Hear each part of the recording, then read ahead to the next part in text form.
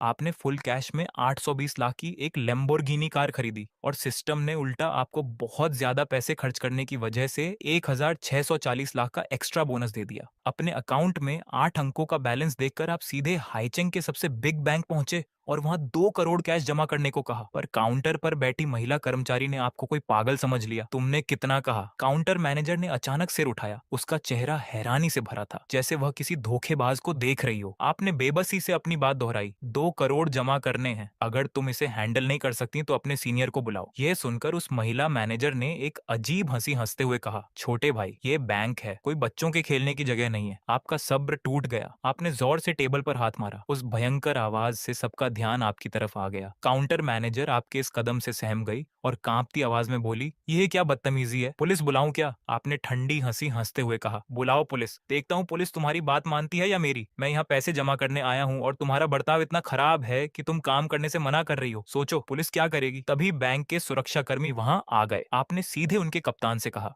अपने सीनियर को बुलाओ, मुझे इस काउंटर मैनेजर की शिकायत करनी है। सुरक्षा कप्तान खुद भी उस महिला मैनेजर से परेशान था जो डिप्टी बैंक मैनेजर के साथ अपने करीबी रिश्तों के दम पर मनमानी करती थी। इसीलिए वह सच में अपने सीनियर को बुलाने चला गया। कुछ मिनटों के बाद डिप्टी बैंक मैनेजर झाइशु वहां पहुंचे। आपको इतना कम उम्र का देखकर वह सुरक्षा कप्तान पर बरस पड़े। एक छोटे से युवक की शिकायत पर तुमने मुझे यहाँ बुला लिया? उस महिला मैनेजर ने तुरंत झूठ बोलते हुए आपके खिलाफ कान भरने शुरू किए। सर, यह यहाँ हंगामा कर रहा है। उनका अंदाज देखकर आप समझ गए कि इन दोनों के बीच कुछ चक्कर है, पर आपने ध्यान न देते हुए सीधे झाइशु से कहा, आप डिप्टी बैंक मैनेजर झाइशु हैं? मैं यहाँ पैसे जमा करने आया हूँ, पर आपकी ये मैनेजर काम करने से मना करके मुझे बाहर निकाल रही है। जायशू ने गुस्से में मैनेजर की तरफ देखा। मैनेजर ने घबराकर सफाई दी, सर, ये झूठ बोल रहा है। मैंने जब इससे पूछा कि कितने पैसे जमा करने हैं तो इसने 2 करोड़ कहा। ये सिर्फ परेशान करने आया है। 2 करोड़! ये सुनते ही पूरे बैंक में शोर मच गया। सब लोग आपस में बातें करने लगे। जयशु ने शकबरी नजरों से आपको देखा और पूछा, क्या ये सच है? तुम 2 करोड़ जमा करना चाहते हो? पैसे कहाँ हैं? आपने पूरे भरोसे के साथ कहा, पहले मेरा कार्ड बनाओ, पैसे अपने आप आ जाएंगे। मेरे पास फालतू समय नहीं है, जल्दी से कार्ड बनाओ और भारी पेमेंट की परमिशन भी चालू करो। जयशु ने मन ही मन एक चाल चली और खुद आपका कार्ड बनाने लगा। उसने सोचा कि जैसे ही कार्ड बनेगा और उसमें पैसे नहीं आएंगे, वह पुलिस बुलाकर आपको जेल भिजवा देगा। जैसे ही कार्ड तैयार हुआ, जायशु ने कहा,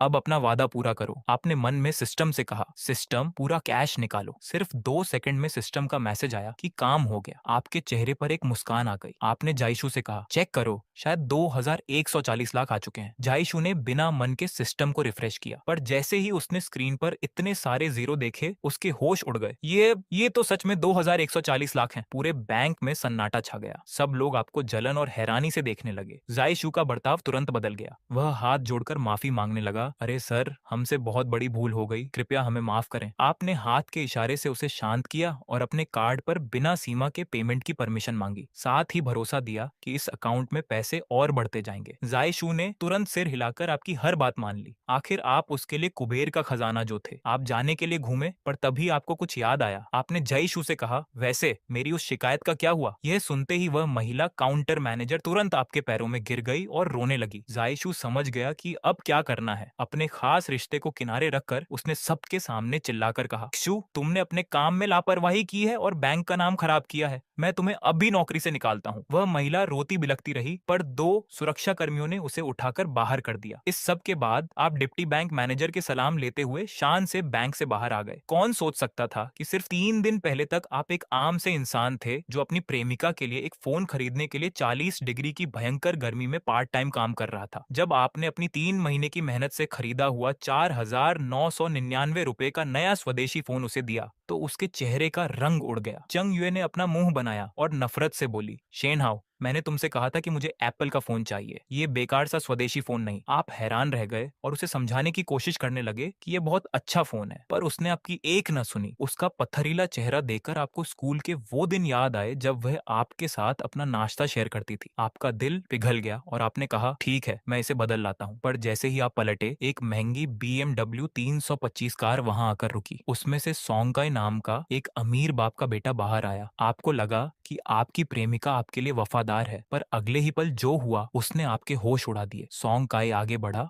और उसने सबके सामने चंग युए को अपनी बाहों में भर लिया। आपके दिमाग में जैसे धमाका हुआ। आप चिल्लाए, सॉन्ग काय, यह क्या बदतमीजी है, मेरी प्रेमिका को छोड़ो। सॉन्ग काय ने हंसते हुए कहा, तुम्हारी प्रेमिका? वह कब की मेरी हो चुकी है, कल रात भी वह मेरे साथ थी, तुम तो बस एक नौकर की तरह हो। चंग युए ने प्यार से सॉन्ग काय के सीने पर हाथ मारा और कहा, तुम भी ना, मैं तो इससे ये फोन मुफ्त में लेने का सोच रही थी, तुमने सब खराब कर दिया। ये सब सुनकर आपका दिल टूट गया, आपकी आंखों में आंसू आ गए। 3 साल का प्यार और सब कुछ न्योछावर करने का ये सिला मिला था। चंग युए ने आपके जख्मों पर नमक छिड़कते हुए कहा, ये बेकार फोन अपने पास ही रखो। सॉन्ग काय मुझे एप्पल का फोन दिला रहा है। आपने कांपती आवाज में पूछा, क्यों? तुम तो मुझसे इतना प्यार करती थी, स्कूल में अपना नाश्ता भी मुझे देती थी। यह सुनकर चंग युए जोर से हंसी। नाश्ता? शेन हाओ, तुम सच में बहुत नासमझ हो। वह नाश्ता मुझे दूसरे अमीर आशिक देते थे, मुझे वह पसंद नहीं था, इसलिए मैं तुम्हें फेंक देती थी। तुम तो बस एक फालतू इंसान थे जिसकी अब जरूरत नहीं है। जिस याद को आप अपनी जान मानते थे वह असल में किसी का फेंका हुआ कचरा थी। गुस्से और दुख से आपका शरीर कांपने लगा। तभी सॉन्ग काय ने आपके पास आकर एक और कड़वी बात कही, वैसे शुक्रिया भाई, मुझे नहीं पता था कि वह अब तक बिल्कुल पवित्र थी। उसने आपकी तरफ 500 रुपये फेंकते हुए कहा कि यह उसकी तरफ से इनाम है। आपने गुस्से में पैसे ठुकराए और कहा, ऐसी बेकार चीज तुम्हें ही मुबारक हो, और आप वहां से जाने लगे। ये सुनकर सॉन्ग काय को गुस्सा आ गया। उसने पीछे से आपको एक जोरदार लात मारी, आपका सिर जमीन से टकराया, खून बहने लगा और आप बेहोश हो गए। चंग युए ने नकली चिंता दिखाते हुए अस्पताल ले जाने की बात कही, पर सॉन्ग काय ने कहा, मरने दो इसे, चलो यहाँ से। और वे दोनों वहां से चले गए। जब आपको होश आया तो आसमान में काले बादल थे और बारिश हो रही थी। आप किसी तरह चलते हुए यूनिवर्सिटी के गेट तक आए। तभी एक शानदार रोल्स रॉयस कार आपके सामने रुकी। उसमें से एक अमीर पति पत्नी उतरे। आपको देखते ही वे चिल्लाए, शेन हाओ। आपको चक्कर आया और आप फिर से बेहोश हो गए। बेहोशी की हालत में आपके दिमाग में एक आवाज गूंजी, बधाई हो, आपका सिस्टम एक्टिवेट हो चुका है। आप जितने पैसे खर्च करेंगे आपको उसका दुगना फायदा मिलेगा। सिस्टम, आपके पास तो 100 रुपये भी नहीं थे, आप क्या खर्च करते? जब आपकी आंखें खुली तो आप अस्पताल के एक बेहतरीन कमरे में थे। वही अमीर पति पत्नी आपके सामने थे और महिला की आंखों में आंसू थे। आप उन्हें धन्यवाद कहने ही वाले थे कि उस महिला ने एक डीएनए रिपोर्ट दिखाई। शेन हाओ, मैं तुम्हारी असली माँ हूँ। रिपोर्ट पर सगा बेटा लिखा देखकर और उनका चेहरा अपने से मिलता हुआ देखकर आपको यकीन हो गया। आपने उन्हें मम्मी पापा कहा। आपके पिता शेन युआन फेंग ने आपका हाथ थाम लिया। माँ मेंग फेंग ने रोते हुए बताया, 20 साल पहले हमारे दुश्मनों ने तुम्हें हमसे दूर कर दिया था। हम तुम्हें पूरे 20 साल से ढूंढ रहे हैं। आपके गले का लॉकेट ही उनका आखिरी सहारा था जिससे उन्होंने आपको पहचाना। सब सच जानकर आप उनके गले लगकर बहुत रोए। फिर आपने उस महंगी कार के बारे में सोचा और पूछा, क्या हम बहुत अमीर हैं? आपके पिता ने हंसते हुए कहा, बेटा, तुमने हाइचेंग के शन ग्रुप का नाम सुना है? हम उसके मालिक हैं। वह हजारों करोड़ की कंपनी थी। आप एक ही दिन में एक गरीब इंसान से सबसे अमीर परिवार के वारिस बन चुके थे। आपको खुशी हुई कि चंग युए का असली चेहरा समय पर सामने आ गया। आपने अपने माता पिता को पूरी कहानी बताई। आपके पिता गुस्से से लाल हो गए और बोले, उनकी इतनी हिम्मत, मैं उन्हें सड़क पर ले आऊंगा। पर आपने उन्हें रोका और कहा कि इसका हिसाब आप खुद करेंगे। तभी आपके पिता ने शर्माते हुए कहा, बेटा, बचपन में मैंने तुम्हारी एक शादी पक्की की थी, अगर तुम चाहो तो उससे मिल सकते हो। आपको डर लगा कि कहीं वह कोई बदसूरत लड़की ना हो, पर आपकी माँ ने अपने फोन में एक फोटो दिखाई। फोटो देखते ही आपके होश उड़ गए। वह और कोई नहीं बल्कि आपकी यूनिवर्सिटी की सबसे खूबसूरत युवती लिन वॉन्टिंग थी। आपने हैरानी से पूछा, यह लिन वॉन्टिंग है? आपके पिता ने कहा, अगर तुम्हें पसंद नहीं है तो हम यह रिश्ता खत्म कर देंगे, कुछ पैसे ही तो देने होंगे। आपने तुरंत मना किया और कहा, ऐसी बात नहीं है, बस मैं अभी खुद को उसके काबिल नहीं समझता, पर कॉलेज खुलने पर मैं उससे बात करूंगा। आपके माता पिता इस बात से बहुत खुश हुए। फिर आपने झिझकते हुए कहा, मम्मी, मुझे कुछ पैसों की जरूरत थी। आपके पिता जोर से हंसे, बेटा, हमारे पास पैसों की कोई कमी नहीं है। उन्होंने एक ब्लैक कार्ड निकाला, इसमें 500 लाख हैं, खर्च करो। फिर एक और कार्ड निकाला, कम है तो यह भी रख लो। आप इतनी रकम देखकर हैरान रह गए और एक कार्ड वापस कर दिया। इसके बाद आप अपने माता पिता के साथ एक आलीशान 3 मंजिला बंगले में पहुंचे। वहां 4 नौकरों ने झुककर आपका स्वागत किया। आपके माता पिता काम के सिलसिले में बाहर चले गए और कह गए कि जो भी कार पसंद आए खरीद लेना। आपका कमरा किसी महल जैसा था, बेहतरीन कंप्यूटर, गेमिंग सिस्टम, सब कुछ वहां था। तभी आपने अपने सिस्टम को चेक किया। सिस्टम की ताकत बढ़ाने के लिए आपको 1 लाख खर्च करने थे। आपने सोचा कि क्यों ना अभी चलकर कुछ शॉपिंग की जाए। आप एक टैक्सी लेकर शहर के सबसे महंगे मॉल पहुंचे। आपका मकसद एक बेहतरीन वॉच खरीदना था। आप सीधे पाटेक फिलिप के शोरूम में गए। कर्मचारी ने आपका अच्छे से स्वागत किया। आपने उससे कोई अच्छी वॉच दिखाने को कहा। उसने एक सोने की वॉच दिखाई जिसकी कीमत 150 लाख थी। आपने उसे देखा और कहा, कुछ इससे भी कीमती दिखाओ। कर्मचारी हैरान रह गया कि 150 लाख की वॉच भी इसे सस्ती लग रही है। उसने तुरंत एक दूसरी वॉच निकाली। यह हमारी स्पेशल एडिशन वॉच है, कीमत 588 लाख। आपको वह भी कुछ खास नहीं लगी। आपने कहा, क्या तुम्हारी दुकान में इससे भी महंगी कोई वॉच है? मुझे सबसे बेस्ट चाहिए। कर्मचारी के होश उड़ गए। उसने तिजोरी से एक बहुत ही खूबसूरत बॉक्स निकाला। सफेद दस्ताने पहनकर उसने एक शानदार वॉच आपके सामने रखी। यह हमारी सबसे कीमती वॉच है। पूरी दुनिया में ऐसी सिर्फ 10 वॉचेज हैं।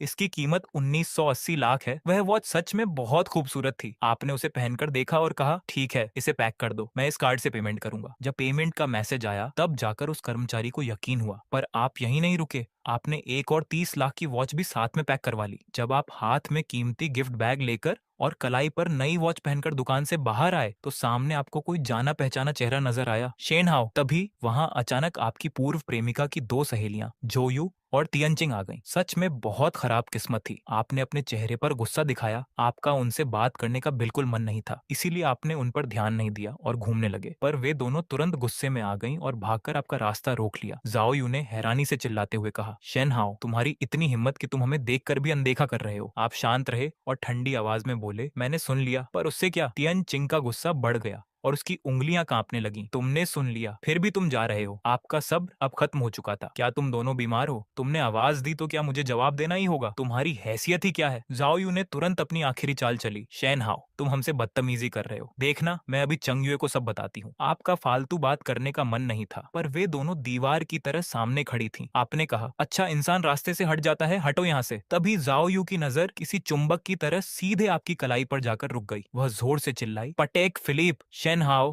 तुमने पटेक फिलिप की वॉच पहनी है। आपने अपनी आंखें ऊपर की। उसे ब्रांड्स की समझ थी। जाओ यू तुरंत हावी होने लगी। तुम्हारे पास पैसे कहाँ से आए? ये सब तो चंग युए का पैसा है। तुम इतनी महंगी वॉच कैसे खरीद सकते हो? ये कम से कम 30 लाख की है। आपने मन ही मन उसकी सोच पर हंसी और एक झूठी कहानी बना दी। मेरी लॉटरी लगी है, खुद को एक तोहफा दिया है, कोई दिक्कत है? हटो अब। लॉटरी की बात सुनते ही वे दोनों हैरान रह गईं। आपको मौका मिला और आप वहां से निकल गए। आपके पीछे से जाओ यू के पैर पटकने की आवाज आई। हम अभी जाकर यूए को सब बताएंगे। उससे कहेंगे कि तुम्हारे सारे पैसे वापस ले ले। जैसे ही आप कॉलेज वापस जाने के लिए एक अच्छी सी ऑनलाइन कार में बैठे, आपके दिमाग में एक बहुत ही प्यारी आवाज गूंजी, बधाई हो, आपने 2010 लाख खर्च किए, आपको उसका दुगना यानी 4020 लाख वापस मिलते हैं। बधाई हो, आपको 20 एक्स्ट्रा एक्स्ट्रा इनाम भी मिलते हैं। आप खुशी से झूम उठे। 2000 लाख खर्च करके आपको 2 बेहतरीन वॉचेस भी मिल गई और ऊपर से 4000 लाख का कैश भी आ गया। यह तो सबसे बेहतरीन फायदा था, पर आपको नहीं पता था कि इस समय आपकी पूर्व प्रेमिका के कमरे में हंगामा मचा हुआ था। जाओ यू और तियनचिंग गुस्से में कमरा खोलकर अंदर आई। चंग युए परेशान हो गई। तुम दोनों को क्या हुआ? इतना शोर क्यों मचा रखा है? जाओ यू ने कहा। युए, अंदाजा लगाओ हमने हाईचेंग के सबसे बिग मॉल में किसे देखा? शेन हाओ को। चेंग यू को यकीन नहीं हुआ और उसने मजाक उड़ाते हुए कहा, ऐसा नहीं हो सकता, वह मेरे बिना सिर्फ सूखा खाना ही खा सकता है। वह इतनी महंगी जगह कैसे जा सकता है? जाओ यू ने हंसते हुए कहा, तुम उसे अब भी पुराना वाला समझ रही हो। उसने हाथ में 30 लाख की पटेक फिलिपे वॉच पहनी थी और खुद कहा कि उसकी लॉटरी लगी है। क्या? चंग युए का भरोसा टूट गया। उसे यकीन नहीं आ रहा था। उसे इस बात का सबसे ज्यादा गुस्सा था कि शेन हाओ के पास पैसे आए और उसने उसके लिए खर्च नहीं किए। पर उसने अपनी बात ऊपर रखते हुए कहा, सिर्फ लॉटरी ही तो है, क्या वह सोंग काई का मुकाबला कर सकता है? सोंग काई तो बहुत अमीर परिवार से है। पर जाओ यू की अगली बात उसके दिल पर तीर की तरह लगी। युए, सोंग काई को घर से सिर्फ कुछ हजार रुपए मिलते हैं, पर शेन हाओ के पास इस समय लाखों का कैश है। इस वक्त वह सोंग काई से बहुत ज्यादा अमीर है। चंग युए को उसकी बात सही लगी। अगर आपने वह सारा पैसा खर्च कर दिया तो वह यह बर्दाश्त नहीं कर पाएगी। उसके दिमाग में एक विचार आया। सोंग काई ने उसके लिए बाहर एक कमरा किराए पर लिया है। वह इस छुट्टी के समय में सोंग काई के साथ रहते हुए कोई ऐसा तरीका निकालेगी जिससे आपके सारे पैसे वापस ले सके। रात होने पर आप शेन परिवार के आलीशान बंगले में वापस आए। हॉल में आपके असली माता पिता शेन युआन फेंग और मैंग फेंग चाय पी रहे थे। आपने अंदर आकर कहा, पापा, मम्मी। मेंग फांग मुस्कुराते हुए आगे आई और आपके कार्ड सीखने के बारे में पूछा। आपने हंसते हुए कहा, सब बहुत अच्छा है। टीचर कह रहे हैं कि मैं बहुत जल्दी सीख रहा हूँ, 15 दिनों में टेस्ट दे दूंगा। शेन युआन फेंग ने मजाक करते हुए कहा, बहुत अच्छे। जो कार तुमने कल खरीदी है, बहुत जल्द तुम उसे चला पाओगे। मन में बहुत उत्सुकता होगी ना? हाँ हाँ। आपने शर्माते हुए अपना सिर खुजलाया और कहा कि आपको भूख लगी है। मेंग फेंग को तुरंत आपकी चिंता हुई और उन्होंने नौकरों से खाना लगाने को कहा। जब आप हाथ साफ करने जा रहे थे, आपने अपनी आस्तीन ऊपर की, जिससे आपकी नई पटेक फिलिपी वॉच दिखाई दे गई। शेन युआनफेंग की आंखें चमक उठी और वे जोर से हंसे। यह बच्चा अब पैसे खर्च करना सीख गया है। कल एक शानदार कार ली और आज एक कीमती वॉच। उनकी बात पूरी भी नहीं हुई थी कि मेन फेंक ने उन्हें जोर से हाथ पर मारा, जिससे वे दर्द से कराह उठे। मेन फेंक ने गुस्से में कहा, क्यों, तुम जो कमाते हो वो बेटे के लिए ही तो है। बेटे ने कुछ लाख खर्च कर दिए तो तुम्हें तकलीफ हो रही है। शेन युआन फेंग ने तुरंत हार मानते हुए कहा, अरे भाग्यवान, मैं तो बस मजाक कर रहा था। शेन हाओ पैसे खर्च कर रहा है तो मुझे खुशी ही है। मेरे बेटे को पैसे खर्च करना आना ही चाहिए। आपने बाथरूम में उनकी बातें सुनी और आपको अपने माता पिता बहुत प्यारे लगे। अगली सुबह 7 बजे आप उठ गए। यह आपकी पुरानी मेहनत के दिनों की आदत थी। डाइनिंग टेबल पर इतना सारा अच्छा खाना देखकर आपको सब कुछ एक सपने जैसा लगा। मैन फेंक ने आपको देखा और प्यार से बिठाया। शेन हाओ, मुझे नहीं पता था कि तुम छुट्टियों में भी इतनी जल्दी उठ जाते हो। आपने उनके लिए सूप निकाला। मम्मी, मुझे आदत है और मुझे 8 बजे कार सीखने भी जाना है। आपकी पुरानी तकलीफों को याद करके मेंग फेंक का चेहरा उदास हो गया। जहां दूसरे बच्चे खेल रहे हैं, वहां आपने इतनी मेहनत की थी।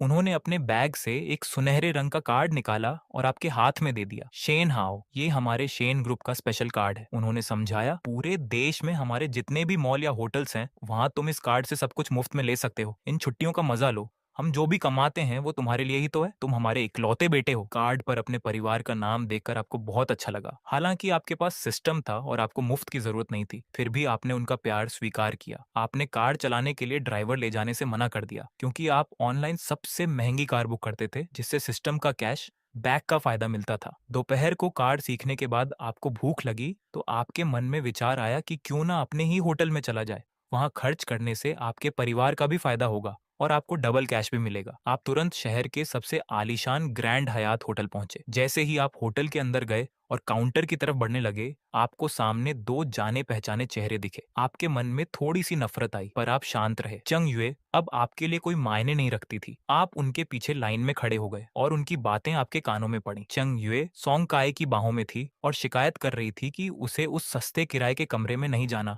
उसे इसी होटल में एक और रात रुकना है। आपको याद आया कि जब आप बाहर रुकने को कहते थे तो वह हमेशा मना करती थी, पर अमीर इंसान के सामने वह खुद सब कर रही थी। सोंग काय ने पैसे बचाने का बहाना बनाया और उसे एक नया बैग दिलाने का वादा करके शांत किया। जैसे ही वे दोनों पीछे घूमे, उन्होंने आपको देख लिया। चंग युए हैरान रह गई। शेन हाओ, तुम यहाँ क्या कर रहे हो? सोंग काय ने गर्व से चंग युए को अपने पास खींच लिया और खुद को बड़ा दिखाने लगा। आपने उन पर बिल्कुल ध्यान नहीं दिया और काउंटर पर मौजूद महिला से रेस्टोरेंट का रास्ता पूछा। उसने मुस्कुराते हुए अपने साथी को आपको रास्ता दिखाने के लिए बुलाया। यह देखकर उन दोनों को बहुत गुस्सा आया। उन्हें लगा कि आप एक गरीब इंसान होकर बस नाटक कर रहे हैं। चंग युए ने गंदे तरीके से हंसते हुए कहा, शेन हाओ, तुम क्या दिखावा कर रहे हो? यहाँ के एक वक्त के खाने की कीमत इतनी है कि तुम्हें खुद को बेचना पड़ जाएगा। सोंग काय ने जोर से चिल्लाकर कहा, सब लोग देखो, ये इंसान कॉलेज से मिलने वाले गरीब बच्चों के पैसों पर यहाँ होटल में घूमने आया है। काउंटर पर मौजूद महिला कर्मचारी को गुस्सा आ गया। उसने सोंग काय को टोकते हुए कहा कि यहाँ शोर न मचाएं। आपको खुशी हुई कि आपके पिता के होटल के कर्मचारियों का बर्ताव बहुत अच्छा है, पर चूंकि वे दोनों खुद अपना मजाक उड़वाना चाहते थे, तो आपने मुस्कुराते हुए सोंग काय की तरफ देखा। क्या तुम मुझसे एक शर्त लगाओगे? मैं आज यहाँ जितना भी खर्च करूंगा, तुम्हें भी उतना ही खर्च करना पड़ेगा। क्या तुम्हें हिम्मत है? सोंग काय को बहुत गुस्सा आया। उसे यकीन नहीं था कि तुम जैसे गरीब इंसान में उसे चुनौती देने की हिम्मत है। चेंग युए को याद आया कि कल उसकी सहेली ने बताया था कि तुम लॉटरी जीते हो, पर वो सोंग काय से ज्यादा खर्ची करवाकर अपने लिए बैग लेना चाहती थी। इसीलिए उसने ये बात छुपाई और सोंग काय को भड़काती रही। चेंग युए ने तंज कसते हुए कहा, हनी, ये तो बस एक नाकाम इंसान है, क्या पता ये यहाँ काम मांगने आया हो। पर झुन्नुए हुआ होटल तो इसे वेटर भी नहीं रखेगा, इसलिए ये मुफ्त का खाना खाने आया है। सोंग काय को लगा उसने तुम्हारी चाल समझ ली है। वो अकद्दकर बोला, शर्त लगानी है तो लगा लो, पर अगर तुम हार गए तो क्या होगा? तुमने सोंग काय की बातों पर ध्यान नहीं दिया। दूर से आते वेटर को देखकर बोला, शर्त लगानी है तो लगाओ, वरना यहाँ से भागो। ये कहकर तुम सीधे वेटर के पीछे रेस्टोरेंट की ओर चल दिए और वहाँ सोंग काय और चेंग युए को जलता हुआ छोड़ दिया। चेंग युए पैर पटकते हुए बोली, हनी, देखो इसे, मैं इस नाकाम इंसान के सामने कम नहीं दिख सकती। सोंग काय दांत पीसकर बोला, चलो मैं देखता हूँ ये आज क्या नई चाल चलता है। दोनों गुस्से में पीछे आए। तुम खिड़की के पास वाली सीट पर बैठे सोंग काय और चेंग युए ने तिरछी वाली टेबल ली और तुम्हें घूरने लगे। तुमने मेन्यू देखा, उसमें चाइनीज और वेस्टर्न दोनों तरह के व्यंजन थे। तुमने मेन्यू बंद किया और वेटर से कहा, मैं पहली बार आया हूँ, तुम ही मंगा दो। 2 स्टार्टर, 5 खास डिश, एक मीठी चीज और एक अच्छी रेड वाइन। वेटर ने सिर हिलाया और एक पुरानी रेड वाइन सजेस्ट की, साथ ही बोला कि ये थोड़ी महंगी है। तुमने बेफिक्र होकर हाथ हिलाया, पैसा कोई समस्या नहीं, बस क्वालिटी अच्छी होनी चाहिए, वही ले आओ। वेटर जैसे ही गया,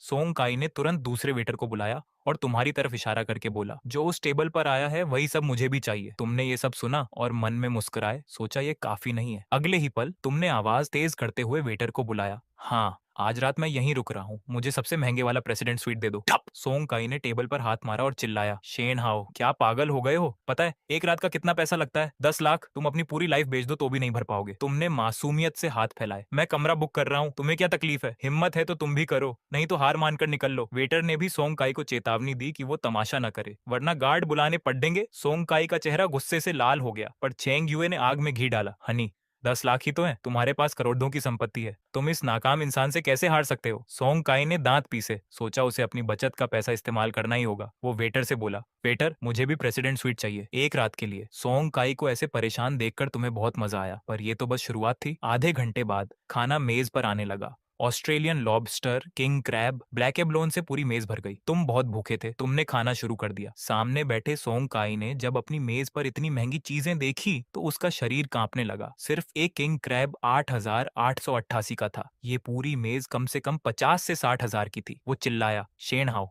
क्या तुम पागल हो गए हो? क्या तुम इसका भुगतान कर पाओगे? तुमने खाना खाते हुए शांति से कहा, मैं भुगतान कर पाऊंगा या नहीं ये सोंग साहब को सोचने की जरूरत नहीं, अगर खाना नहीं खा सकते तो मेरी नजरों से दूर हो जाओ। सोंग काई को बहुत गुस्सा आया, पर वो होटल में तमाशा नहीं कर सकता था। वो खाना वापस करना चाहता था, पर चेंग युए ने बिना सोचे खाना शुरू कर दिया। सोंग काई का सिर घूमने लगा, पर उसे लगा कि पैसा तो उसका खर्च हो रहा है तो ना खाना नुकसान है, इसलिए वो मन ही मन तुम्हें कोसते हुए खाने लगा। कुछ मिनट बाद वेटर वाइन लेकर तुम्हारे पास आया और गिलास भरा। तुमने घूंट लिया, ये तुम्हारे लिए पहली बार था। तुमने मन ही मन कहा कि अमीरों की लाइफ वाकई शानदार होती है। हालांकि सामने बैठे सोंग काई ने जब ये वाइन देखी तो वो बेहोश होने ही वाला था। ये 58,888 वाली वाइन थी। सोंग काई देखता रह गया कि उसके बैंक खाते का बैलेंस खत्म होता जा रहा है। उसे परेशान देखकर तुम्हें बहुत अच्छा लगा। इसके बाद तुमने चेंग युए को देखा। इस औरत को पता था कि लॉटरी वाली बात झूठ है, फिर भी वो सोंग काई को नहीं रोक रही थी ताकि उसे कुछ मिल सके, पर तुम उसे कामयाब नहीं होने दोगे। बिल भरते समय तुमने देखा कि प्रेसिडेंट स्वीट और वाइन मिलाकर करीब 20 लाख का खर्च हुआ। तुम्हें लगा कि ये खर्च कम है। वेटर बिल लेकर आया, तुमने देखा सोंग काई कांपते हुए अपने कार्ड दे रहा था। कई बार स्वाइप करने के बाद ही भुगतान पूरा हुआ। तुम जोर से हंस पड़े। सोंग काई गुस्से में बोला, तुम नाकाम इंसान हंस क्यों रहे हो? हिम्मत है तो खुद भुगतान करो, मुफ्त का खाना खाकर जेल जाने को तैयार रहना। तुमने ठंडी मुस्कान के साथ अपना कार्ड वेटर को दिया। अगले ही पल मशीन ने रसीद निकाल दी। वेटर ने मुस्कुराकर सिर हिलाया, शेन सर आपका बिल भर गया है, फिर आने का निमंत्रण है। सोंग काई और चेंग युए दंग रह गए। उन्हें उम्मीद नहीं थी कि तुम एक बार में 20 लाख भर दोगे। सोंग काई को यकीन नहीं हो रहा था, पर वो इस होटल में कुछ नहीं कर सकता था क्योंकि जुन्युए हुआ कि पीछे वाली फैमिली से सोंग फैमिली टकरा नहीं सकती। तुम अपना कार्ड और बाकी बची वाइन लेकर उठे। तभी सोंग काई ने सामने आकर रास्ता रोका। रुको, हार गए तो भाग रहे हो? तुमने उसे ऐसे देखा जैसे वो मूर्ख हो। मैं क्या हारा? सोंग काई ने आंखें तरेरी। शर्त हार गए तो मुकर रहे हो? तुमने ताली बजाकर कहा, हमने कब शर्त लगाई थी? तुम खुद ही पीछे पीछे आए, अब किसी और को क्या दोष दे रहे हो? सोंग काई अपना सीना पकड़ कर पीछे हटा। तब उसे एहसास हुआ कि तुम उसे 20 लाख का चूना लगा गए। पास खड़ी चेंग युए गुस्से में चिल्लाई, अपना हाथ उठाकर तुम्हारी तरफ बढ़ी। शेन हाओ तुम बहुत बुरे इंसान हो। तुमने उसका हाथ कसकर पकड़ धा और कहा, यहाँ बदतमीजी की तो अंजाम बुरा होगा। चेंग युए हंसते हुए बोली, लॉटरी जीत ली तो क्या खुद को बड्ढा आदमी समझ रहे हो? तुम तो बस एक किस्मत वाले इंसान हो, जल्द ही तुम्हें इसकी कीमत चुकानी होगी। तुमने नफरत से देखा और कहा, तुम तो बस पैसे की भूखी हो, यहाँ से हट जाओ। चेंग युए ने हाथ छुड़ाया और तुम पर हमला करना चाहा, पर तुम बच गए और वो जमीन पर गिर गई। तुमने उसे नजरअंदाज किया और आगे बढ़ गए। चेंग युए जमीन पर हाथ मारकर गुस्सा करने लगी, तभी सोंग काई ने उसके बाल पकड़ डर ली। सोंग काई ने गुस्से में पूछा कि तुमने लॉटरी की बात उससे क्यों छुपाई? चेंग युए घबराकर सफाई देने लगी और उसे खुश करने के लिए रात को साथ रहने का वादा किया। सोंग काई मान गया और उसे खींचते हुए लिफ्ट की तरफ ले गया। उसने चिल्लाते हुए कहा कि आज रात के 10,000 के रूम का पूरा मजा लूटना है, पर उसे क्या पता था कि चेंग युए मन ही मन उसका मजाक उड़ा रही थी। अब तुम प्रेसिडेंट सूट में थे और एक नया प्लान बना रहे थे। सोचा कि क्यों ना इन दोनों की मदद की जाए। तुम्हें पता था कि सोंग काई रूम में जाकर कुछ सामान ऑनलाइन मंगाएगा, तो तुम चुपके से रिसेप्शन पर गए और अपना ब्लैक कार्ड दिखाया। मैनेजर कार्ड देखकर कांप गया और घुटने टेकने ही वाला था। तुमने उसके कंधे पर हाथ रखा और कहा कि तुम शेन कंपनी के खोए हुए बेटे हो। मैनेजर को लगा तुम चेकिंग पर आए हो, पर तुमने उसे सोंग काय के ऑर्डर के सामान में छेद करने को कहा, ये कहकर कि तुम दोस्त की फैमिली प्लानिंग में हेल्प कर रहे हो। मैनेजर की तो हवा निकल गई, पर तुम्हारे डर से वो मान गया। सब सेट करके तुम अपने रूम में आराम से खेल का मजा लेने आ गए। तभी तुमने सिस्टम ओपन किया और देखा कि तुम्हारे पास 20 नॉर्मल रिवॉर्ड्स जमा हो गए हैं। तुमने 10 रिवॉर्ड्स मिलाकर एक मिडिल रिवॉर्ड लिया और तुम्हें मिल गई शहर की शियांग्यू स्ट्रीट की 10 लगातार शॉप्स। ये शहर की सबसे महंगी जगह है जहां एक शॉप की कीमत 5 से 6 लाख है। यानी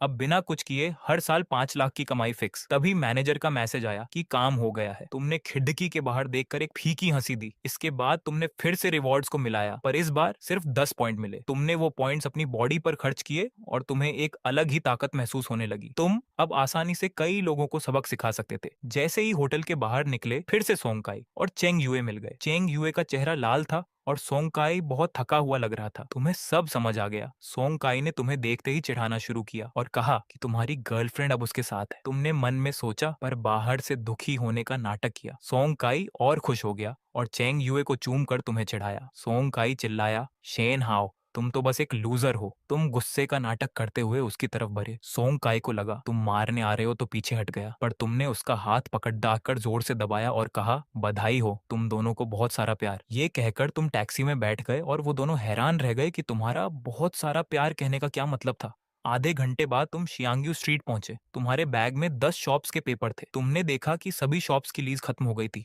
और दो ने तो आधे साल से रेंट भी नहीं दिया था। तुम रेंट न देने वाली एक 168 नंबर वाली शॉप पर गए, जहां एक कपड़े की दुकान थी। अंदर झो क्योंग नाम की औरत बैठी थी। तुमने अपने ओनरशिप पेपर दिखाए। झो क्योंग को यकीन नहीं हुआ कि तुम उसके नए ओनर हो। दुकान बंद होने की कगार पर थी और तुम रेंट मांगने आ गए। तुमने साफ कहा, रेंट दो या एक हफ्ते में खाली करो। उसने गुस्सा दिखाया और दुकान का शटर गिरा दिया। तभी एक तेज खुशबू आई और झो क्योंग तुम्हारे करीब आ गई। तुमने समझ लिया कि पुराने ओनर के साथ वो ऐसे ही रेंट सेटल करती थी। तुम्हें गुस्सा आया और उसे हटाते हुए कहा कि अपनी मर्यादा में रहो, एक हफ्ते का टाइम दिया है। वो फिर से करीब आने की कोशिश करने लगी तो तुमने धमकी दी कि अगर नहीं हटी तो पुलिस बुला लोगे। उसने कहा कि तुम उसका ऑफर क्यों नहीं ले रहे, वो सब कुछ करने को तैयार है। तुमने बिना रुके उसे 2 हफ्ते में दुकान खाली करने का आखिरी मौका दिया और वहां से निकल गए। बाहर आकर तुमने चैन की सांस ली। फिर तुमने दूसरी कॉन्ट्रैक्ट फाइल खोली जिसमें 172 नंबर वाली ज्वेलरी शॉप का जिक्र था। तुम उलझन में एक ज्वेलरी शॉप में गए तो वहां की सेल्स गर्ल ने तुमको ऐसे देखा जैसे तुम कोई गरीब हो जो सिर्फ दुकान देखने आया है, खरीदने की औकात नहीं है। तुमने उस लड़की की बात पर ध्यान नहीं दिया, सीधे कागजात टेबल पर पटके और बोला कि ऑनर वांग हु को बुलाओ। पर उस लड़की ने तुम्हारी तरफ देखा तक नहीं, हाथ हिलाकर बोली, यहाँ से निकलो, और अकड़ दिखाते हुए बोली, हम यहाँ कभी रेंट नहीं देते। क्या पुराने ओनर ने तुमको नहीं बताया? रेंट नहीं देते सुनकर तुम हंसे, समझ गए कि ये लड़की वांग हु की कोई खास है। जैसे ही तुमने पुलिस को फोन करने के लिए मोबाइल निकाला, वो लड़की घबरा गई। खुद को वांग हु की बहन वांगलिन बताने लगी और बोली, जो कहना है मुझे कहो। पर तुम नहीं माने और पुलिस का नंबर दबा दिया। वांगलिन पूरी तरह से डर गई, चिल्लाने लगी,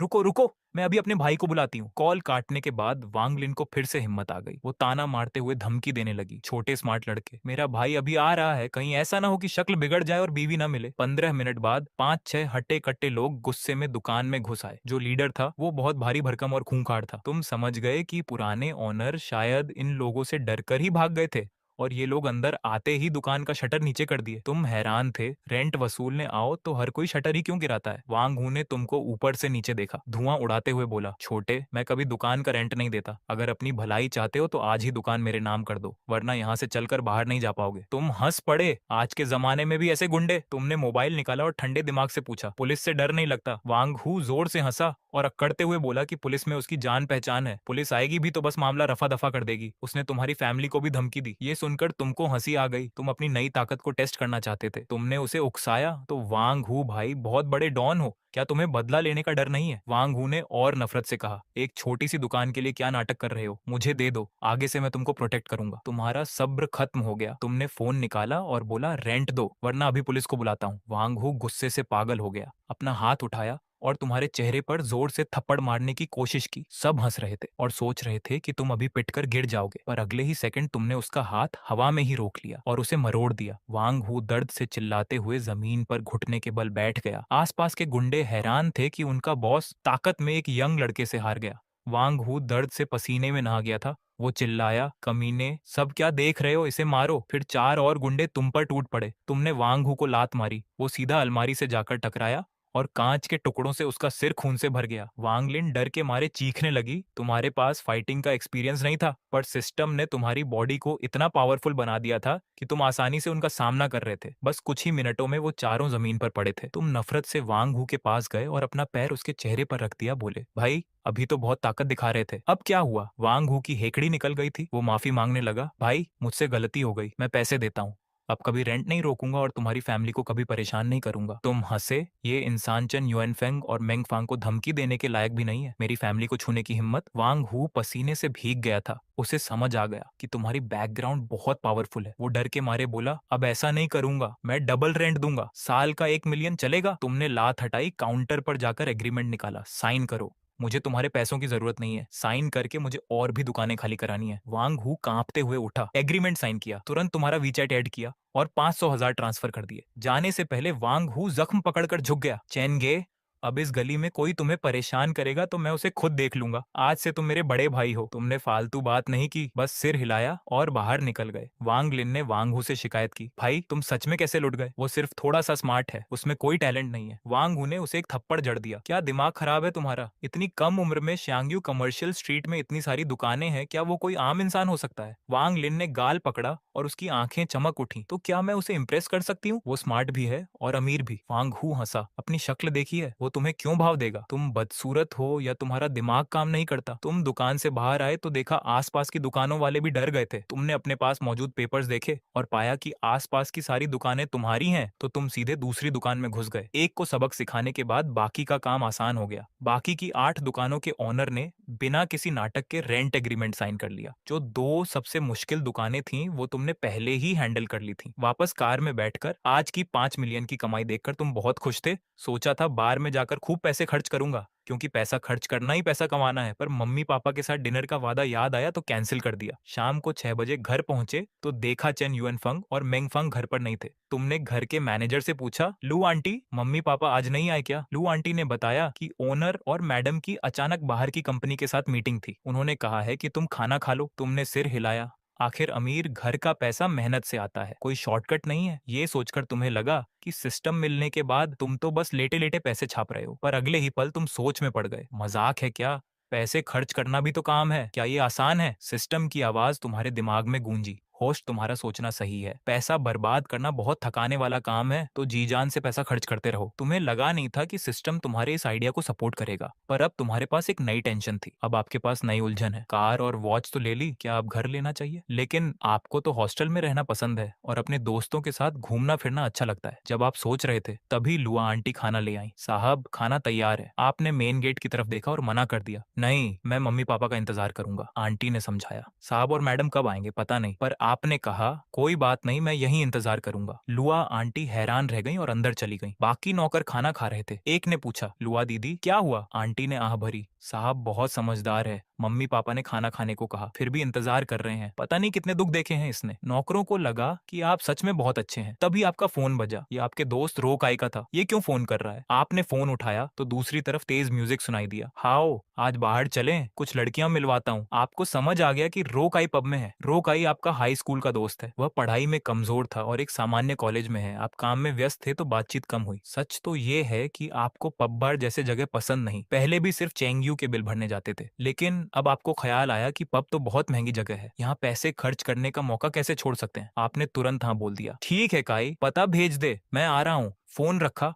और 5 मिनट में खाना खाकर निकल पड़े। लुआ आंटी की मेहनत बेकार नहीं जाने दी। उन्होंने ये सब देखा। आप ऑनलाइन कैब लेकर शहर के सबसे मशहूर स्टार पब पहुंचे। ये जगह दूर है, लेकिन यहाँ सब कुछ नया और बड़ा है। पब से उतरते ही आपने शिकायत की, धतेरी, 80 रुपए का किराया लग गया। चमकते पब को देखकर आप उत्साहित थे, पहली बार इतनी महंगी जगह आए थे। पर अंदर जाते ही आपको पछतावा हुआ। तेज आवाज ने कान खराब कर दिए। जब आप इधर उधर देख रहे थे, किसी ने पीछे से गला पकड़ लिया। आप उसे पटकने ही वाले थे कि देखा, ये रोक आई है। हाँ, तू आ गया, मैंने आधा घंटा इंतजार किया। रोकाई को नशा हो चुका था। आपने कहा, रास्ता लंबा था। रोकाई ने माथा सिकोड़ा। तू तो है यूनिवर्सिटी में था ना, यहाँ से तो पास ही है। आप घबरा गए। आप उसे बता नहीं सकते थे कि आप अब रईस के बेटे हैं और विला में रहते हैं। आप उसे नीचा नहीं दिखाना चाहते थे। रोकाई ने कहा, अरे मुझे पता है तू फिर से काम कर रहा होगा ना, काम मत कर, मेरे पिता की कंपनी में आ जा, 3,000 से 4,000 महीना मिल जाएगा, मैं तेरी मदद करना चाहता हूँ। आपने उसके कंधे पर हाथ रखा। मुझे पता है, रहने दे। आप रोकाई के आभारी है। वह हमेशा आपका ख्याल रखता है, खाना शेयर करता है, कपड़े देता है। आपको लगता है कि अगर वह ना होता तो आप कब के खत्म हो जाते। रोकाई कहता था कि ये कपड़े उसे नहीं चाहिए, पर आपको पता था कि वह खास आपके लिए खरीदता है। ये एहसान आप हमेशा याद रखेंगे। फिर रोकाई आपको सोफे पर ले गया। वो बहुत महंगा था। आपने पूछा, काई ये जगह महंगी होगी ना? रोकाई हंसा, 5,888 का है, पर आज मैं नहीं, कोई खास इंसान दे रहा है। खास इंसान? आपने देखा वहाँ 7 से 8 लड़कियां बैठी हैं। क्या कोई लड़की है? रोकाई ने जवाब नहीं दिया। आप बैठे तो सब आपको देखने लगी। ये तुम्हारा दोस्त है, काफी हैंडसम है। रोकाई ने परिचय दिया। भाई ये मेरी क्लास की लड़कियां हैं, ये है मेरा दोस्त शेन हाओ। जब पता चला कि आप टॉप यूनिवर्सिटी से हैं तो लड़कियों की नजर बदल गई। वह कॉलेज, वहाँ के स्टूडेंट, ऊपर से आपकी शक्ल, सब आपको ही देख रहे थे। तुम्हारा नाम शेन हाओ है ना? पहली बार आए हो? एक सुंदर लड़की ने गिलास भराया। आपने मना किया। आया हूँ पर पसंद नहीं, उसने खुद को बताया। मैं चीरू शुए हूँ, फर्स्ट ईयर। लाइट में वह बहुत सुंदर लग रही थी, एकदम जबरदस्त। तभी उसकी सहेली शू लिंग लिंग ने पूछा, शुए तुम इस नए लड़के पर इतनी मेहरबान क्यों हो? कहीं पसंद तो नहीं आ गया? अगर उसे पता चला तो गूंशाओ गुस्सा होगा। चीरू शुए शर्मा गई और बोली, ऐसा कुछ नहीं, गुओ शिंग से मेरा कोई मतलब नहीं। शू लिंग लिंग ने आपको आंख मारी। शेन, मौका मत चूकना, हमारी कॉलेज की सुंदर लड़की बहुत भाव खाती है। आप असहज हो गए। आपको लगा कि चीरू शुए कुछ ज्यादा ही दिखावा कर रही है। तभी वह आपकी तरफ घूमी और आपकी आंखों में देखकर बोली, सच में मुझे नहीं पहचाना? उसी समय सात नयन की रक्षुएस ने हैरानी से पूछा, क्या हम एक दूसरे को जानते हैं? ची रक्षु ने रहस्यमयी अंदाज में कहा, अगर तुम भूल गए हो तो मैं नहीं बताऊंगी। पास बैठा लू काई तुरंत चटपटी गॉसिप समझ गया। हाओ, तुम तो चीख ख्वा से बातें कर रहे हो, क्या तुम पहले से इसे जानते हो? तुम अजीब स्थिति में फंस गए और ये समझ नहीं पा रहे थे कि क्या कहें। वैसे की रक्षु तुम्हें जानी पहचानी लग रही थी, पर याद नहीं आ रहा था। तभी एक लड़के की आवाज आई, काफी रौनक है यहाँ। लुओ काय ने उसे देखते ही खड़े होकर कहा, गुओ शाओ आप आ गए, हम काफी देर से पी रहे हैं। गुओ शाओ ने सिर हिलाया। लू काई के कंधे पर हाथ रखा, पर उसकी नजरें सीधे तुम पर थीं। तुम अपने साथ दोस्त भी लाए हो। लू काई घबरा गया, पर तुम सीधे खड़े हुए और अपना हाथ बढ़ाया। नमस्ते गुओ शाओ, मेरा नाम शेन हाओ है, लू काई का दोस्त हूँ। सुना यहाँ पार्टी है तो सोचा माहौल देख लूं, उम्मीद है बुरा नहीं मानेंगे। लू काई ने शुक्रगुजार नजरों से तुम्हें देखा। तुम्हारे सलीके से बात करने पर गुओ शाओ को बुरा नहीं लगा। गुओ शाओ ने सिर हिलाया। ठीक है, अगर लू काई का दोस्त है तो मेरा भी दोस्त है, मजे करो। लू काई ने राहत की सांस ली। बैठकर उसने फुसफुसाते हुए कहा, हाओ शुक्रिया। तुमने टेबल के नीचे से उसके पैर पर हाथ रखकर इशारा किया कि सब ठीक है। तभी गुओ शाओ ची रक्स्यू के पास गया और उसकी सहेली शू लिंगलिंग से बोला, लिंगलिंग क्या तुम मुझे बैठने के लिए जगह दे सकती हो? शू लिंगलिंग ने नाटक करते हुए कहा, ओ गोशाओ, मुझे चोट लगी है, हिलना मुश्किल है। गोशाओ पूरी तैयारी के साथ आया था। उसने जेब से गुलाबी कार्ड निकाला। ये ब्यूटी कार्ड है, इसमें 1,000 का बैलेंस है, अपनी देखभाल कर लेना। जू लिंगलिंग का चेहरा खिल उठा और वो फुर्ती से हट गई। हटते हुए उसने ची रक्षु को इशारे किए, पर ची रक्षु ने उसे घूर कर देखा और खुद तुम्हारे पास खिसक आई। अगले ही पल तुम्हारा हाथ ची रक्षु के शरीर से टच हुआ। तुम्हें उसकी जिजी हुआ गार्डिनिया वाली खुशबू आई और तुम थोड़ा असहज हो गए। ये सब गोशाओ ने देख लिया। पहले तो वो तुम्हें भाव नहीं दे रहा था, पर तुम्हें और ची रक्षु को करीब देखकर उसके अंदर जलन की आग भड़क उठी। लेकिन गोशाओ शातिर इंसान था। वो मुस्कुराकर बोला, रक्षुए इतनी मुश्किल से बाहर आए हैं, कुछ तो पी लो। मैंने खास तौर पर हेनेसी मंगवाई है, छक कर देखो। हकीकत ये थी कि स्कूल शुरू होते ही उसकी नजर क्यों रक्षु पर थी। इस बार भी उसने शू लिंगलिंग को पैसे देकर बुलाया था ताकि वो ची रक्षु को नशा करवा सके और बाद में कुछ कर सके, पर ची रक्षु ने उसे घास नहीं डाली। गुओ शाओ, मुझे तुम्हारे साथ नहीं पीना है। ये सुनकर पूरी टेबल शांत हो गई, पर गुओ शाओ खिलाड़ी था। उसने गुस्सा नहीं किया बल्कि हंसकर वेटर को बुलाया, हमारी ची मिस नहीं पीना चाहती, इनके लिए जूस ले आओ। बात करते समय उसकी भौहें थोड़ी हिली। ये बारीकी किसी ने नहीं देखी, पर तुमने अपने काम के तजुर्बे से सब भांप लिया। वेटर ने सिर हिलाया। तुम तुरंत टॉयलेट जाने के बहाने उसके पीछे गए। बार काउंटर पर तुमने देखा कि वेटर ने जेब से एक पुड्डिया निकाली और जूस में मिला दी। तुम्हारे मन में ख्याल आया, गुओ शाओ वाकई में ची रक्स्यू को नशा देने की हिम्मत कर गया। तुम तुरंत वापस टेबल पर आए। वेटर ने जूस लाकर QRUXUE को दिया। उसे प्यास लगी थी, वो पीने ही वाली थी। सही वक्त पर तुमने टेबल के नीचे से अपने पैर से उसे हल्का सा टच किया। उसने तुम्हारी तरफ देखा। तुमने आंखों से फोन देखने का इशारा किया। स्क्रीन पर लिखा था, गुओ शाओ ने जूस में नशा मिलाया है, मत पीना। ची रक्स्यू की आंखें फटी रह गईं। उसे समझ आ गया कि तुम टॉयलेट क्यों गए थे। उसने तुम्हें इशारा किया और चुपचाप जूस टेबल पर रख दिया। गुओ शाओ उम्मीद में था, पर जूस वापस रख देखकर वो बोला, रुक्स्यू क्या हुआ? जूस पसंद नहीं आया? बताओ क्या पीना है, मैं बदल देता हूँ। ची रक्स्यू गुस्से से कांप रही थी, पर कोई सबूत नहीं था, सो उसने आग दबाते हुए कहा, मैं भूल गई थी कि मेरे पीरियड्स हैं, आज कुछ भी ठंडा नहीं पी सकती। ची रक्स्यू की इस बात से गोशाओ का शिकार हाथ से निकल गया। उसने मन में उसे कोसा। इस वक्त पीरियड्स का होना सब खराब कर दिया। वो और जिद करता, पर ची रक्स्यू की सख्ती देखकर चुप हो गया। तभी वहां बैठी लड़कियां नासमझ निकली। गुओ शाओ का चेहरा देखकर भी बोली, गुओ शाओ बस 2 बोतल हेनेसी, और भी कुछ ऑर्डर करो ना। तुम तो बड्ढे पैसे वाले हो, आज इतने कंजूस क्यों बन रहे हो? आमतौर पर गुओ शाओ पैसे लुटाता, पर आज उसे गुस्सा था। उसने टेबल पर हाथ मारा। पूरी जगह सन्नाटा छा गया। पीना है, बस पीने की पड़ी ढी है। क्या तुम लोग हमेशा मेरे पैसे पर ऐश नहीं करती हो? चू लिंगलिंग और बाकी सब सन्न रह गई। गुओ शाओ, तुम्हारा क्या मतलब है? पैसे नहीं है तो पार्टी क्यों दी? माहौल बिगड़ता देख लू का सुलह कराने आया। अरे रहने दो, गुओ शाओ का मूड खराब है, तुम लोग समझो मैं और शराब मंगवा लेता हूँ, तुमने माथा सिकोड़ दा। ये ठीक नहीं था। इस वक्त लूकाई का बिल भरना मतलब गुओ शाओ की सबके सामने बेइज्जती करना है। वही हुआ, गुओ शाओ गुस्से में पागलों जैसा हो गया और उसने लूकाई को थप्पड़ दे मारने के लिए हाथ उठाया। लूकाई ने आंखें मूंद ली पर उसे मार नहीं लगी। इसी पल तुमने तेजी से गुओ शाओ का हाथ कसकर पकड़ लिया, इतनी ताकत से कि वो हिल भी नहीं पा रहा था। गुओ जिंग, तमीज से तुम्हें गुओ शाओ कह रहा हूँ, अगर अक्ल नहीं है तो बुरा मत मानना। गुओ जिंग ने खुद को छुड़ाया और गुस्से में हंसते हुए आपकी तरफ उंगली दिखाकर चिल्लाया, तुम लुओ काई के साथ आए हुए गरीब इंसान, तुम्हारी पूरी औकात 200 की नहीं है और तुम मुझे रोकने आए हो। आपने हल्की मुस्कान के साथ ठंडे लहजे में कहा, गरीब, सॉरी, मैं चाहे जितना भी गरीब हूँ तुमसे गरीब तो नहीं हूँ। गुओ झिंग को जैसे कोई बद्धा मजाक सुनने को मिला। मेरा परिवार इस शहर में अरबों का मालिक है, तुम जैसे निकम्मे मेरे सामने कुछ नहीं। आपने कान में हाथ डाला और बेपरवाह होकर बोला, अगर ऐसा है तो आज मुकाबला कर लेते हैं, देखते हैं कौन असली गरीब है। दोनों के बीच शर्त लग गई, अगर तुम हारे तो घुटनों पर बैठकर दादा कहना होगा और अगर वो हारा तो उसे ची रक्सुए के सामने से हमेशा के लिए गायब होना होगा। ची रक्सुए आपको रोकने के लिए परेशान थी, उसे पक्का भरोसा था कि तुम हार जाओगे, पर तब तक बहुत देर हो चुकी थी। गुओ झिंग ने अपने क्रश के सामने इज्जत बचाने के लिए बारटेंडर को बुलाया। मुझे ब्लैक ऐश का एक सेट चाहिए जिसकी कीमत करीब 16 लाख है। तुरंत बार का डीजे चिल्लाने लगा, मुबारक हो 161 नंबर सीट वाले गुओ शाओ को जिन्होंने ब्लैक ऐश का सेट लिया है। सब लोग उनकी दौलत देखकर हैरान थे और उनकी तारीफ करने लगे। गुओ झिंग ने आपको अहंकार से देखा, ए लड़के, अगर तुम बस एक ब्लैक ऐश का सेट ऑर्डर कर दो तो तुम जीत जाओगे। आपने बिना भाव बदले बारटेंडर को बुलाया और कान में कुछ कहा। बारटेंडर की आंखें फटी रह गईं और हाथ कांपने लगे। फिर वो तुरंत अपना कार्ड लेकर पीछे की तरफ भागा। ची रक्सुए ने घबराकर आपका हाथ पकड़ दा, पर आप एकदम शांत थे। अचानक एक बहुत ही तेज म्यूजिक बजा। स्टेज के बीच डीजे चिल्लाया, पूरे बार में सबको 161 नंबर सीट वाले शेन शाओ की तरफ से ब्लैक ऐश का एक एक सेट मिलेगा। शेन शाओ की जय हो, आज का पूरा बिल शेन शाओ चुकाएंगे। पूरे बार में हंगामा मच गया। आप उस हैरान और पत्थर बने हुए गुओ झिंग को देख रहे थे, लेकिन मन में हिसाब लगा रहे थे कि इस खर्च से आपको कितना मुनाफा होगा। आखिर उस गुओ शाओ ने पैसे लुटाने का मौका जो दिया था। टिंग, मुबारक हो, आपने 1 करोड़ 5 लाख का खर्च किया है। सिस्टम ने 2 गुना कैशबैक यानी 2 करोड़ 11 लाख अकाउंट में डाल दिए हैं। साथ में 21 इनाम भी मिले हैं। दिमाग में बजती पैसों की आवाज सुनकर आपके चेहरे पर बढ़ती मुस्कान थी। बिना मेहनत के पैसा खर्च करके और कमाने का मजा ही कुछ और था।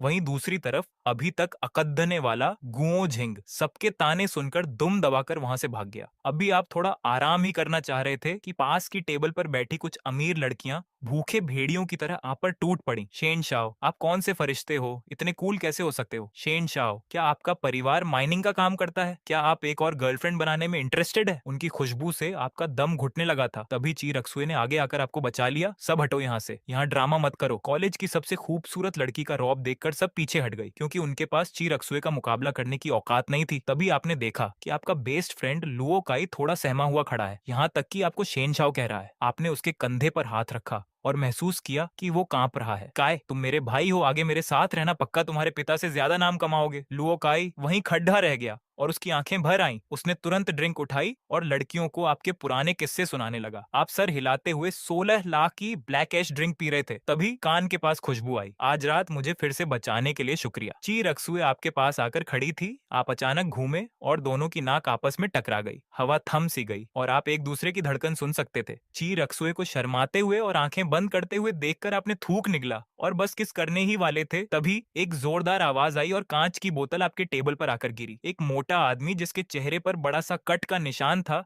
अपने 10-12 साथियों के साथ वहां पहुंच गया। कौन है शेन हाओ, बाहर निकल। आपका दिल बैठ गया। वो लोग पूरी तैयारी के साथ आए थे। हालांकि आपके पास सिस्टम था, पर अकेले इतने सारे लोग भारी पड़ी जा सकते थे। उस मुश्किल पल में आपने मन ही मन चिल्लाया, सिस्टम, मिडिल लेवल रिवॉर्ड अभी के अभी चालू करो। आपका दिल जोर से धड़क रहा था, क्योंकि अब सब कुछ सिस्टम के रिवॉर्ड पर था। मुबारक हो, आपको फाइटिंग में लेवल 1 की महारत मिली। सिस्टम की आवाज के साथ ही फाइटिंग के ढेर सारे तरीके आपके पूरे शरीर में दौड़ गए। बस 2 सेकंड में आप एक साधारण स्टूडेंट से फाइटिंग के माहिर बन गए। आप नहीं रुके और फिर से एक बार मिडिल लेवल रिवॉर्ड खोला और सारे 10 पॉइंट्स लगा दिए। टिंग, फाइटिंग स्किल लेवल 2 पर पहुंच गई। आपकी मांसपेशियों में अजीब सी ताकत महसूस हुई। अब आप बिल्कुल भी नहीं डर रहे थे। वो कट के निशान वाला आदमी आपकी खामोशी देखकर और बदतमीज हो गया। उसने बोतल से आपकी तरफ इशारा किया, तुम ही शेन हाओ हो ना? सुना है तुम्हारे पास बहुत पैसा है, अगर सबको ड्रिंक पिला सकते हो तो हमें भी कुछ पॉकेट मनी दे दो। इससे पहले कि आप कुछ कहते, उसकी गंदी नजर ची रक्सुए पर गई और वो बोला, ये लड़की काफी अच्छी है, इसे हमारे साथ चलने दो, रात बहुत मजे आएंगे। ये सुनते ही उसके पीछे खड़े सारे गुंडे हंसने लगे और गाली गलौज करने लगे। उन्हें पता नहीं था कि आप अब अब एक ऐसे इंसान बन चुके हो जो बस एक इशारे में उन सबको बुरी तरह धूल चटा सकते थे।